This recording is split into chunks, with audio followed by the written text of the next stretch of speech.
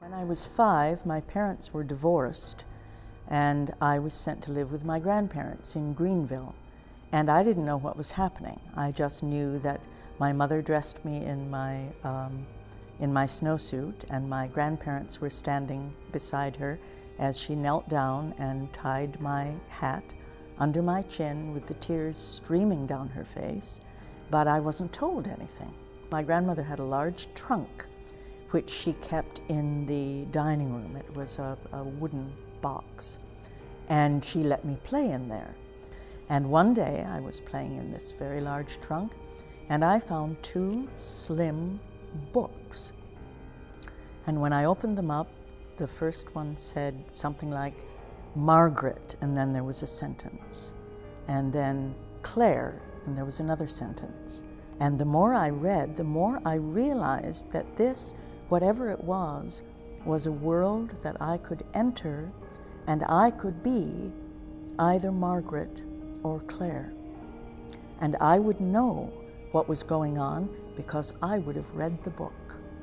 And I think my desire to go into the theater really stemmed from a desire to know what was happening, to control my environment and my life.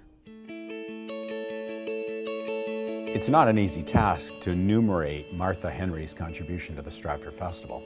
As an actress, she's so available, so nuanced, so intelligent. Even in photographs, you can see that she brought so much of her heart to the work. And they were defining performances over that time. Her work as a director over many different styles and productions and genres have shown not only her versatility, but in every case, her ability to perceive right to the heart of the human experience in these plays. And she's able to excite out of actors an ability to go to places they often don't go and give us glimpses of humanity and glimpses of themselves that I've seldom seen with other directors.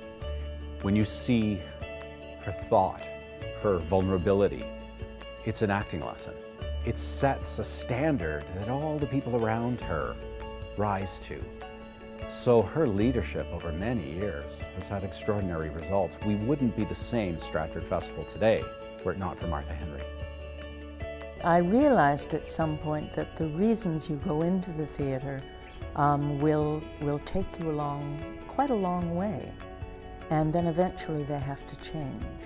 Finally, when I was in my 30s, I realized that it was no longer good enough to be in the theater because it gave you a home, because it gave you a direction, because it gave you control over your environment.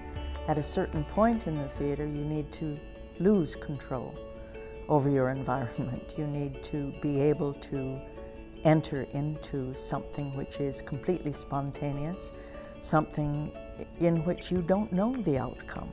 I grew up in the theater, and the theater, specifically Shakespeare, taught me how to be a person, or is still teaching me how to be a person.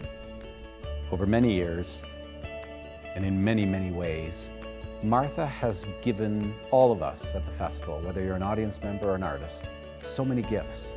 Gifts of herself, generosity towards us in our work.